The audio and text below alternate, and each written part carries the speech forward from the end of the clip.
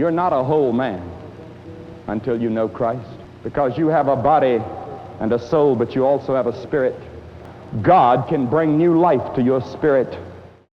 Okay, welcome to Temple Ministries broadcast. I'm Brother Larry Parks, and we've been talking about the world deception and how did we come to this as far as the church world. If you've been following the broadcast or podcast, and you'll see what's bringing up to this, all the history, 2,000 years of church history, 2,000 years, and yes, there was a church before the 300s, okay?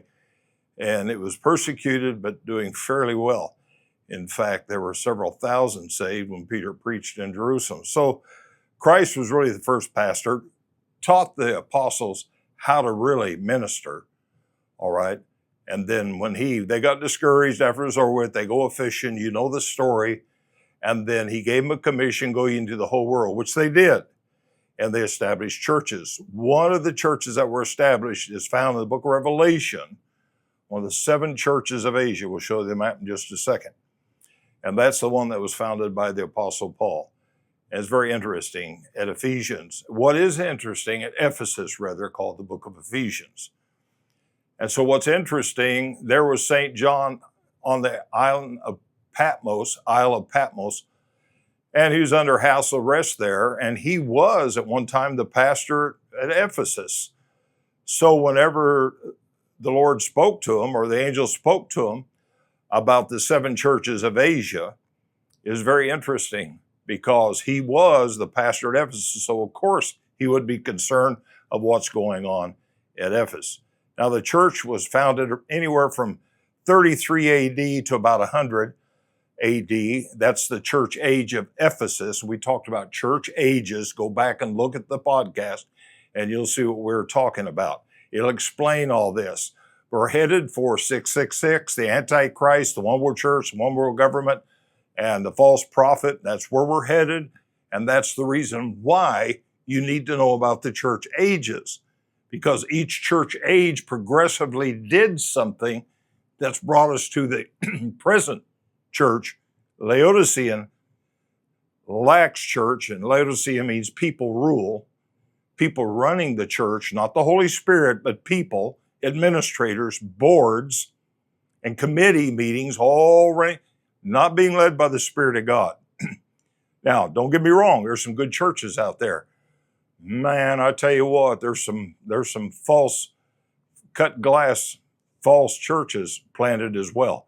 And like I said, I've been in ministry about 50 years, been around a lot of them, worked for television production, all this for many of these ministries. I know what goes on in the back room. That's one reason I don't do it, is because I know about what's in the hearts and minds of many of these people that are celebrities, or people are going, oh, I just love that pastor. I just love him.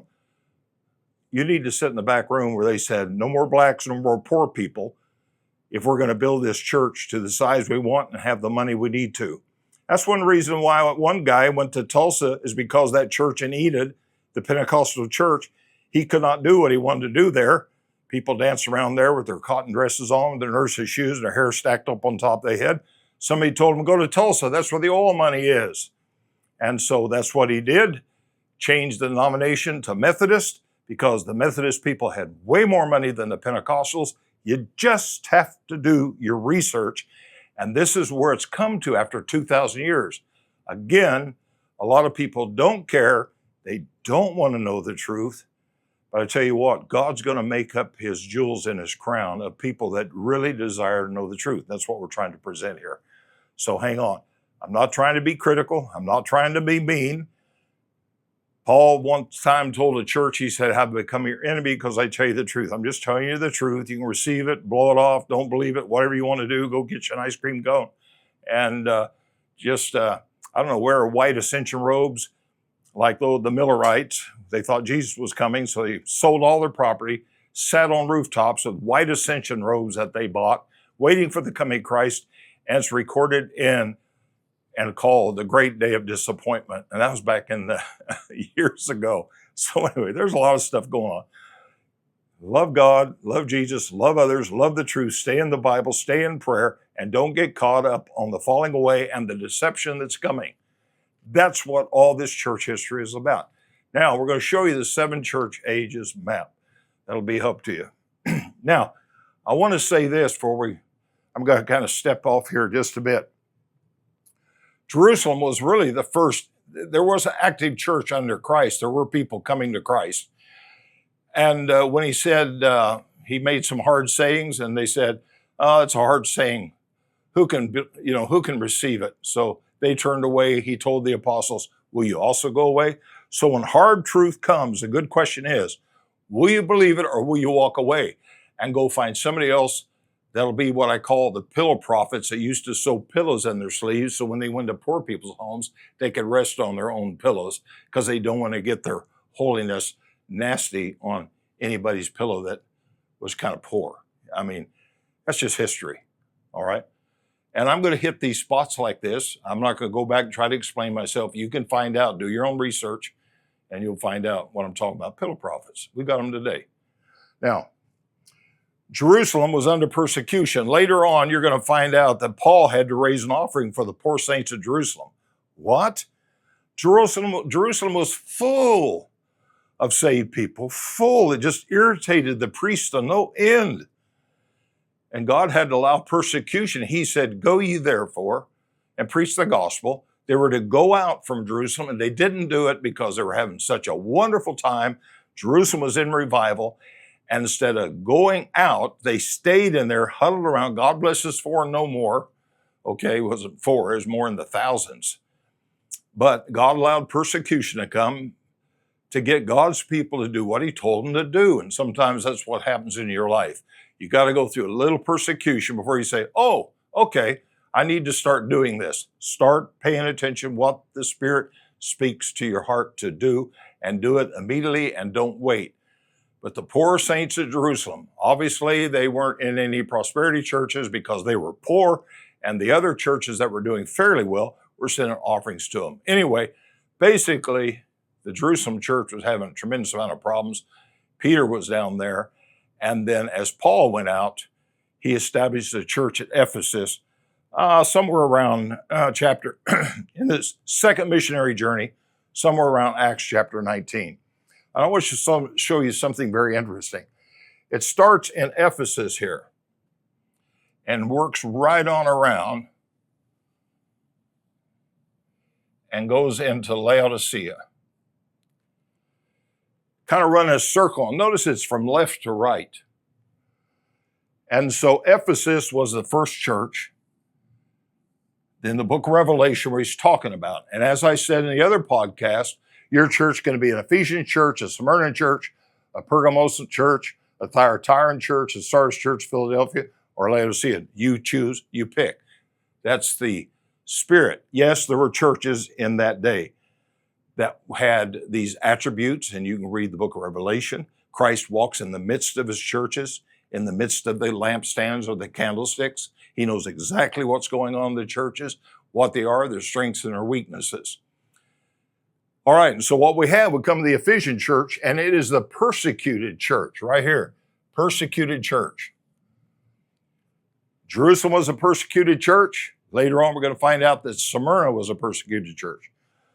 So we have the church at Ephesus. Now, we got a problem here. Remember in the chart that I drew that we have the world, the seen world, and the unseen world?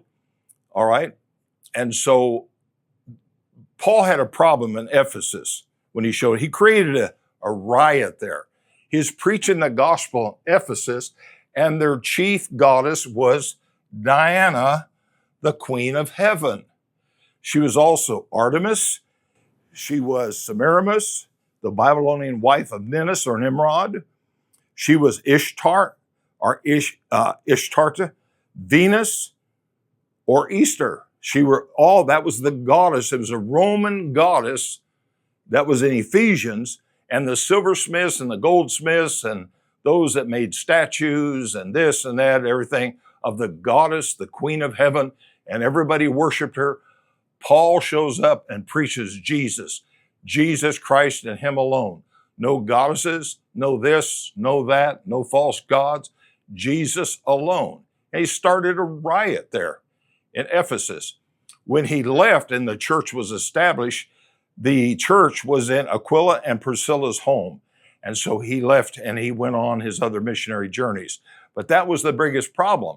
Now, this is going to go full circle because we're headed back to the Ephesus church as soon as we get through the Laodicean church age. All right? And you'll see what I'm talking about. All you got to do is watch the news, study it, research it. Don't get caught up in the noise and the flash and religionism or the religionists. Okay? Paul's main concern to the church at Ephesus, he said, after I leave, false teachers will come in and they will not spare the flock. And that's exactly what happened in history. The Ephesian church is not there today. These are the 7 churches of Asia, which is Turkey. They're not there. None of these churches are there. God removed their candlestick because they compromised with the world. And that's what happened. You'll not go over there and find the Philadelphian church or any of those churches that were established by Paul. It's very interesting. I have a whole study about that. So, Diana, the queen of heaven, was the goddess of Ephesus. And that's so important to pay attention to that. Now, this is, again, circular.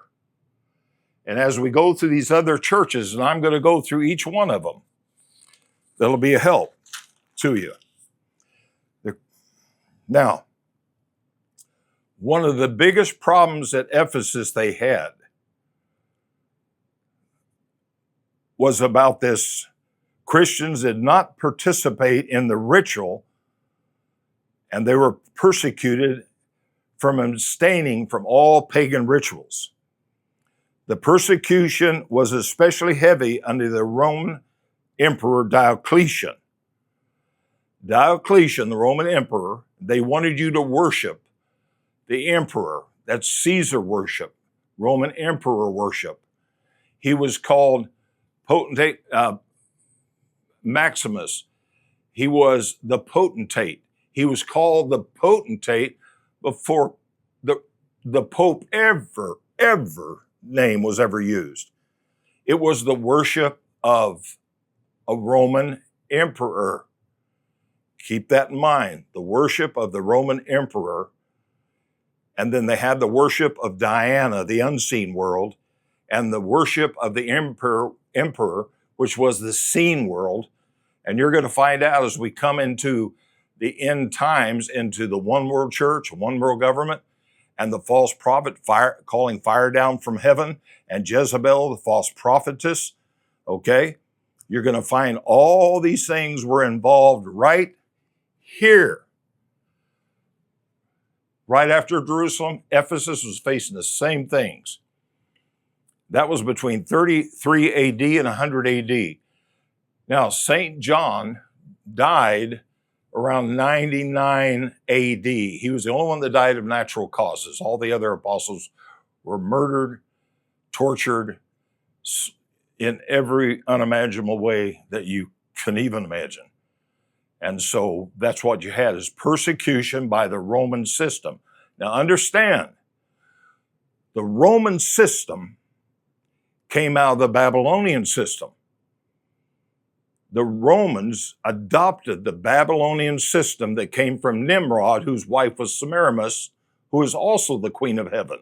Semiramis, Diana, Ishtar, Ishtarta, Venus, the goddess of love and war, was all taking place in here. Emperor worship and goddess worship. Before we ever get to these others, we want to really stay focused on Ephesians. Now, there's a word called quartodecimanism. It's hard to say. Quartodecimanism. It is the name given to the practice by the early church pastors and assemblies of not commemorating the death of Christ on the same day that the Romans commemorated the worship of their god, Diana. The death of Christ And all corresponds with the Passover, which is Nisan or Aviv or Abib or our April. And that was given by the early church practice. They never worshiped on the day Ishtar, Easter, which was a Roman holiday. They did not associate with the pagan holiday of the Roman Easter festivities that connected with the Ashtart, the queen of heaven, also Diana or Venus, and the goddess worshippers that persecuted the Apostle Paul at Ephesus. Now, Polycarp, as well as his successor at the church at Smyrna, died under the same deal of Quartodecimanism. And so we're going to get into that when we get to the church at Smyrna. Now, first of all, I'm going to tell you the truth. You can study it all you want to. And so what we have is history, and it's going to progressively go full circle. And we're coming, as we're in the Laodicean church age now, with the church is rich and increased with goods and has need of nothing.